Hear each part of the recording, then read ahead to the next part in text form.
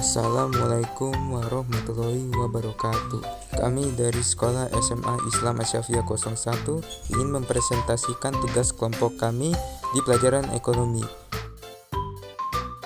Anggota kelompok kami terdiri dari 1 Bisma Abuzar Wasesa, 2 Nur Kamalia, 3 Cesar Ramia Marela, 4 Nindi Silvia. Oke, hari ini kami akan membahas tentang bab 8, yaitu kerjasama ekonomi internasional. Apa sih itu kerjasama ekonomi internasional? Jadi kerjasama ekonomi internasional adalah bentuk hubungan kerjasama di bidang ekonomi yang dilakukan oleh suatu negara dengan negara lain yang bertujuan untuk memenuhi kebutuhan serta saling menguntungkan.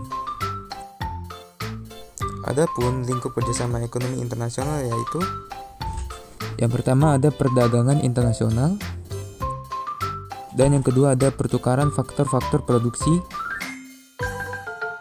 dan yang terakhir ada hubungan utang piutang. Tujuan kerjasama ekonomi internasional. Yang ke-1, meningkatkan taraf hidup dan kemakmuran masyarakat. Yang kedua, yaitu memenuhi kebutuhan dalam negeri. Dan yang terakhir, meningkatkan perekonomian negara. Manfaat kerjasama ekonomi internasional. 1. Meningkatkan pendapatan negara. 2. Menjaga kestabilan harga dalam negeri. 3. Memperluas ketersediaan lapangan kerja dan mengurangi pengangguran. 4. Mempercepat pembangunan nasional. Dan yang terakhir, mempercepat alih teknologi. Berikut adalah lembaga kerjasama.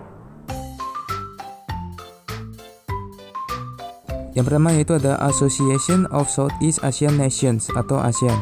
Organisasi yang beranggotakan negara-negara di kawasan Asia Tenggara, berdiri tanggal 8 Agustus 1967 di Bangkok. Adapun tujuan ASEAN yaitu mempercepat pertumbuhan ekonomi, meningkatkan perdamaian, dan meningkatkan kerjasama di berbagai bidang. ASEAN Free Trade Area atau AFTA.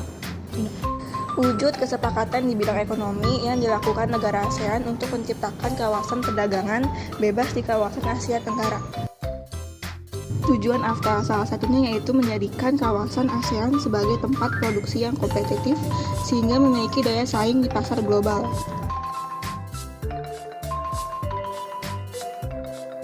APEC atau Asia Pacific Economic Cooperation, forum diskusi sekaligus konsultasi dalam memecahkan masalah ekonomi, perdagangan, dan investasi, dibentuk tahun 1989 di Canberra, Australia.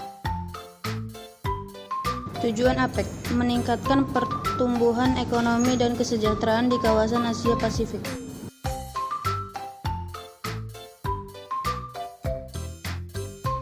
North American Free Trade Agreement atau NAFTA, kesepakatan perdagangan bebas di kawasan Amerika Utara, dibentuk tahun 1992, aktif 1 Januari 1994. Tujuan NAFTA salah satunya yaitu menghilangkan hambatan-hambatan yang ada dalam perdagangan, misalnya menurunkan tarif impor. Selanjutnya ada World Trade Organization atau WTO.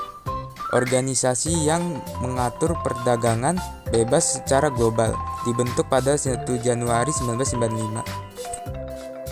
Adapun tujuan WTO yaitu meningkatkan perdagangan bebas antar negara dengan cara mengurangi tarif impor, memfasilitasi perundingan dengan menyediakan forum negosiasi yang lebih permanen dan menyelesaikan sengketa perdagangan. Selanjutnya yaitu ada G20 atau Group of 20. Forum diskusi ekonomi berdiri pada tahun 1999.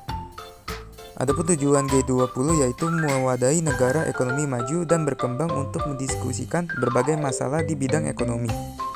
Dan yang terakhir yaitu ada World Bank, lembaga keuangan internasional yang menyediakan pinjaman kepada negara berkembang untuk program pemberian modal, berdiri pada Juli 1994. Adapun tujuan World Bank yaitu mendorong pembangunan ekonomi jangka panjang dan pengentasan kemiskinan. Baik, itu saja dari kelompok kami. Sekian dan terima kasih. Wassalamualaikum warahmatullahi wabarakatuh.